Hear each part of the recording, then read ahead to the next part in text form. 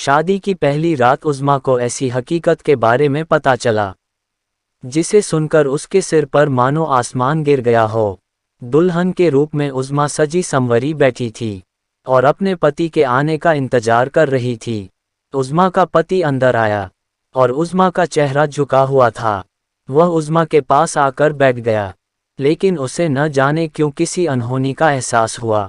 उज़्मा के पति रेहान ने अजीब सा सवाल किया कि तुम दिखने में कैसी लगती हो।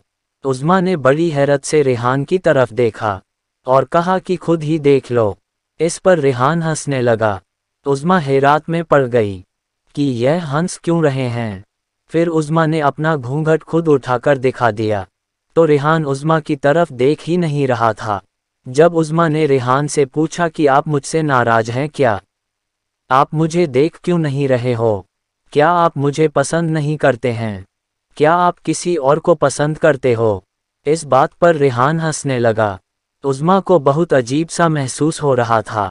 उसे समझ नहीं आ रहा था कि वह इस तरह से क्यों हंस रहे थे। उज़्मा ने सोचा शायद रेहान की शादी मुझसे ज़बरदस्ती करवाई है। फिर उज़्मा ने सवाल किया कि क्या आप इस शादी से खुश नहीं हैं? तो रेहान फिर से हंसने लगा। अब उज़्मा का दिमाग खराब हो गया कि यह क्या तरीका है अपनी दुल्हन से बात करने का।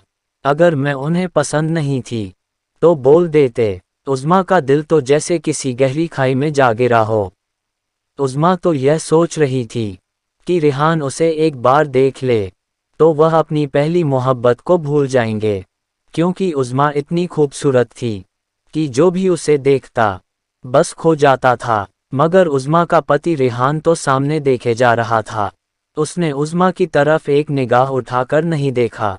उज़्मा तो यह सोचकर ससुराल आई थी कि वह अपने पति की इतनी सेवा करेगी कि उसे वापस अपनी मामी के पास जाना ही ना पड़े। तभी अचानक से रेहान की आवाज़ आई, क्या तुम्हें यह बात किसी ने बताई नहीं कि मैं देख नहीं सकता? पहले तो उज़्मा सोची मजाक कर रहे होंगे। उज़्मा रेहान की तरफ देखने लगी। उसने कहा यह मजाक का वक्त नहीं है, मुझे इस तरह का मजाक पसंद नहीं है। रेहान ने कहा तुम्हें यकीन नहीं हो रहा है, यह दुनिया बहुत ही बेवफा है। अगर इंसान के अंदर कोई खूबी हो तो दुनिया उससे प्यार करती है, लेकिन इंसान के अंदर अगर कोई अच्छाई ना हो तो यह दुनिया वफा से बेवफा हो जाती है। तुम अभी मुझसे प्यार के वादे कर रही थी और मैं तुम्हारे प्यार के काबिल नहीं, क्योंकि मैं एक अंधा इंसान हूँ और मैंने सबसे सुन रखा है कि तुम बहुत ही खूबसूरत हो, लेकिन अफसोस मैं तुम्हारे हुस्न को देख नहीं सकता। रेहान बोलते जा रहा था, लेकिन उज़्मा को अभी तक महसूस हो रहा था कि वह मजाक कर रहे हैं।